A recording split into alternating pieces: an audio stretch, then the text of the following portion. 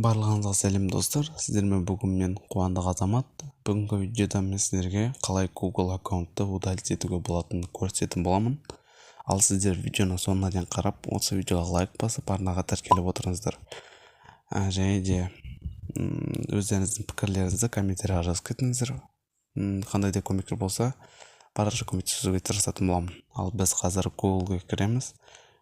Google'дың үстінде оң жақтарыңызда сіздердің профильдеріңіз тұрады, аватаркалардың үстін басасыздар. Және де мында управление аккаунтом Google дегенді басасыздар. Сәл күтетін боламыз.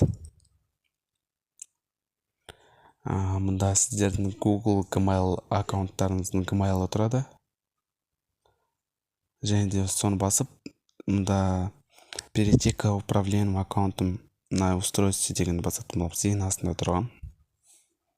Және де мында сіздердің Facebook, Google, WhatsApp, Telegram аккаунттарыңыздың номері, паролі, ID бәрі осы жерде сақталады. Сіздердің ашқан TikTok аккаунттарыңыз немесе Telegram аккаунттарыңыздың барлығы осы жерде сақталатын болады. Өздеріңіз парольдарыңызды ұмытып қалсаңыздар, осы жерден көрсеңіздер болады. Және де мында сіздер Google аккаунттарыңыздың керек емес Google аккаунтты удалить ете аласыздар. Мысалға бір любой аккаунтқа кіреміз. Көріп тұрғандарыңыздай мында удалить учетный запись деген тұр. Осыны басасыздар.